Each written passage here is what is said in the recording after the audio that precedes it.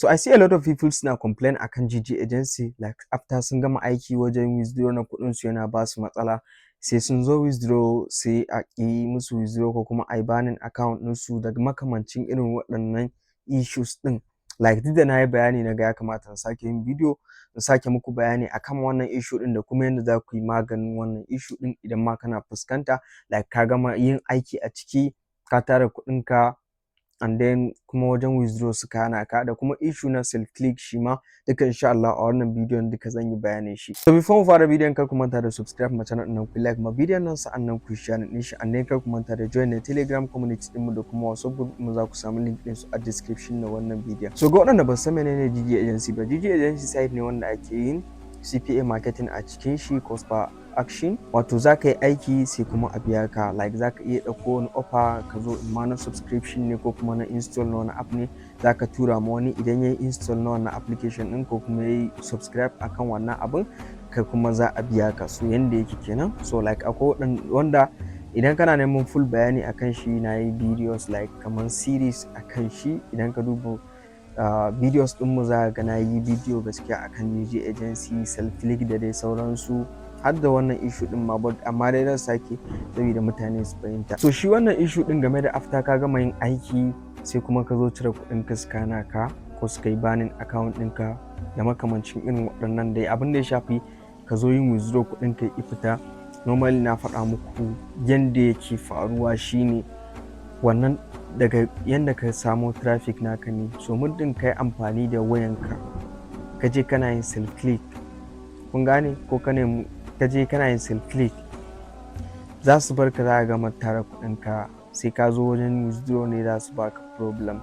So mafi yawanci kuma duk wanda za ga ya zo yana maka complain shi ya gama ya tara kuɗi sun hana shi withdraw, kana tambayin shi za ka je ya ce maka a self click ya haɗa waɗannan traffic ɗin. So muddin kai ko sono kai ko nawa ka tara ba za su baka dama ka cire wannan kuɗin ba. Yes, shi self click na faɗa muku yadda tsarin shi yake.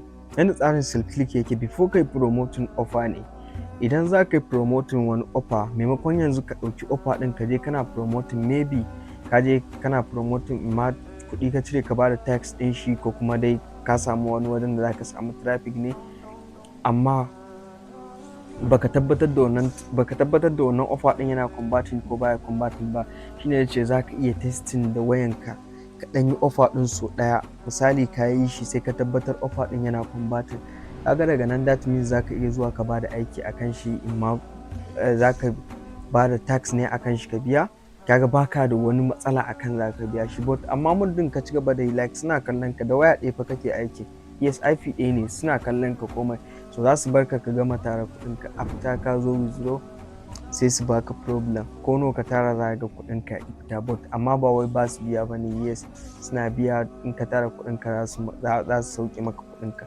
but amma idan kai breaking wani abu daga cikin wannan ɗin su ne, su fi ba magana samun kuɗin ka. Normally yanda tsarin su yake shine za ka ɗauki offer ne ka tura ma wani sai ya yi offer ɗin, ba wai kai ne da ka yi ba, za ka tura ma wani. Misali ni yanzu haka zan iya tura shi ma wani yanda zan samu traffic ya su min wannan offer ɗin.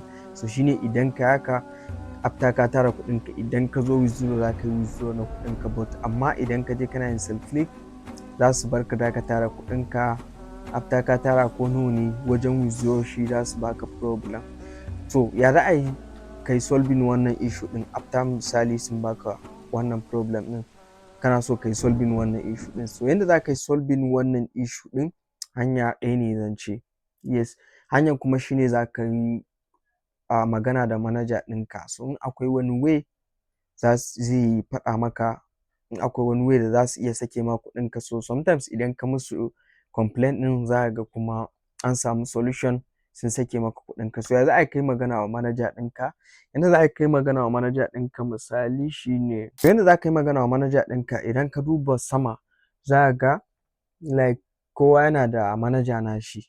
Yes, ko in ce yanzu mutum ɗaya ne, wani za ga Karim Adewale. So idan ka zo ta nan ne za ka iya yin magana ma wannan manaja ɗinka. Yanda za ka mishi magana, yanda zai fi maka kuma zai fi ɗaukan ka da serious, kar ka mishi magana ta Telegram ko kuma ka mishi magana ta email, ka tura complaint ta email, gashi nan kai ka tara kuɗin ka kaza da kaza, kuɗinka ya ƙi fita wane da wane ne. So in ka tura mishi after ya karanta, in akwai wani solution ko kuma akwai wani abin da za su iya maka, za ka ga zai maka reply, like za su ce maka maybe ka yi kaza ko kai kaza. So insha Allah za ka ga in wannan issue ka zai iya solvuwa, za ka ga an solve maka shi, an sake maka kuɗinka. In kuma ma wani specific matsala ne akan account ɗinka, shi ma zai maka reply, ya ce maka ai account ɗinka akwai matsala kaza, ana buƙatar sai ka yi kaza da kaza. Za ka ga everything dai a nan ne za ka fahimci ma menene yake gudana a account ɗinka, me yasa kuɗinka ya ƙi fita, kun gane. So ta nan ne in akwai wani hanya da za a solve maka issue ka ma za su faɗa maka, in ma babu a nan ne in kai masa magana za a maka bayani. Sai kuma game da self click, shi kuma kar ka dogara da self click, kun gane, kar ka dogara da shi. Idan kana yin self click, wannan issue shi zai same ka, za su bar ka za ka gama tara kuɗinka, after ka gama tara kuɗinka kuma zo su yi maka loss, ka zo ka yi asaran kuɗinka. So ni ina gama in ma za ka yi self click ɗin, yanda zai ɗan fi shine ka yi amfani da waya daban-daban, kun gane, wannan wayan daban, wannan wayan daban. Duk da dai shi ma in suka ga waya ɗaya ne yake yin offer ɗin, za su iya zuwa su baka issue, but amma ya ɗan fi ma a ce da wayanka kake yi. So ina ga kamar shi ne ma zai ɗan fi, kana yin da wayoyi daban-daban, ko kana yi da wata wayan, kada ya kasance a waya ɗaya duka kake yin waɗannan offer ɗin. Account ɗinka na kan wayan kuma kana yin offer ɗin akan wayan, su duka suna gani, kun gane, za su gane da waya ɗaya ne. So zai fi ka ɗan nemi wani wayan personal kana yi da shi, like shi ɗin ma ba wai ya kasance duka kuɗin da ka tara da waya ɗaya duka kake yin offer ɗin ba, shi ma za su iya gane ka, su gane kawai wannan kana musu like ya ne. But amma za ka na iya caccanja waya, ka yi offer ɗin a wannan wayan, ka yi a wannan wayan, ka yi a wannan wayan, kun gane. So ta nan ne za a ga wannan ɗinka ya hau, kuma ka zo ka yi withdraw na kuɗinka ba tare da wani matsala ba. Of masu wannan issue na an samu ku. So idan akwai wani issue kuma da kake fuskanta a cikin GG agency naka, za ku iya rubuta mana a comment section na wannan bidiyon, so da sai in maku bidiyo insha Allah akan da za ka yi solving wannan issue ɗin da sauransu. So guys, idan kun ji daɗin bidiyon nan, kar ku manta da subscribe ma channel ɗin nan, ku like ma bidiyon nan, sa'annan ku share din shi. Annan kar ku manta da join na Telegram community ɗinmu da kuma WhatsApp group ɗinmu, za ku samu link ɗinsu a description na bidiyon nan.